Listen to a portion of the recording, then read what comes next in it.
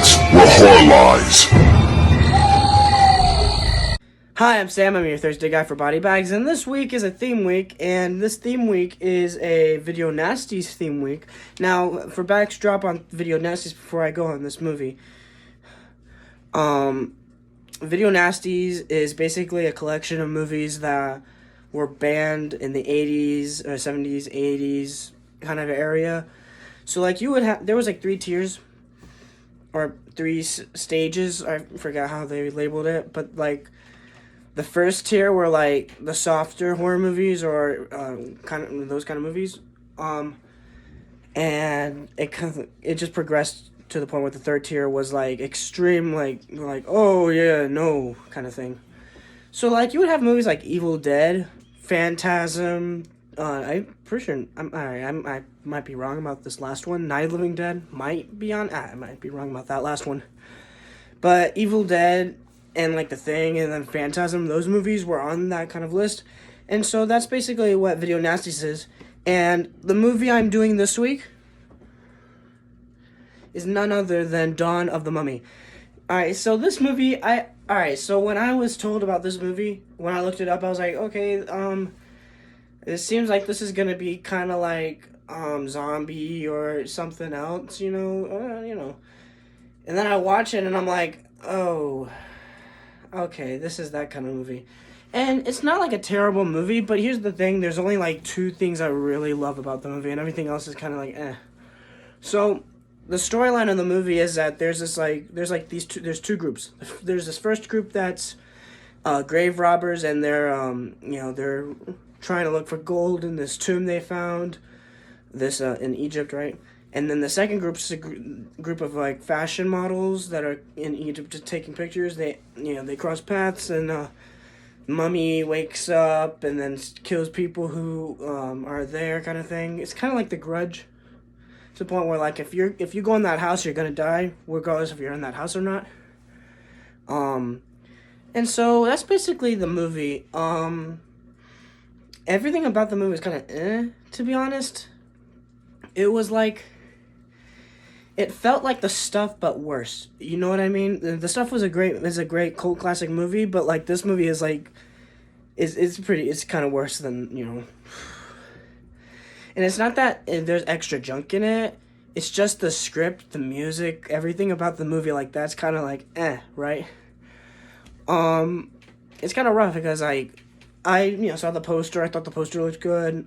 It looked like the movie was one of those movies that I was like, hey, it might not be that bad. And then I watched it, it's like, it's not that great either. But, like, there were 2 things I really loved about the movie. The poster, I really loved the poster. And there's this one scene. It's more like a shot.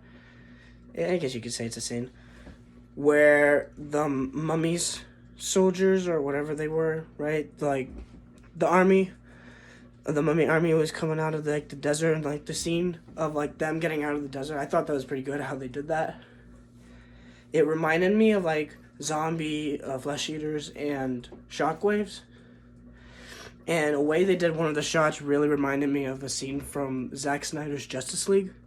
So I'm watching that, I was like, wow, that's a really good shot. And then it was back to the movie. I was like, oh, okay. There was some of the kills were pretty good. Like there's this one where like the person's like walking around, and they stand underneath underneath not like underneath the door, but like where the door is standing right where the door is, kind of thing.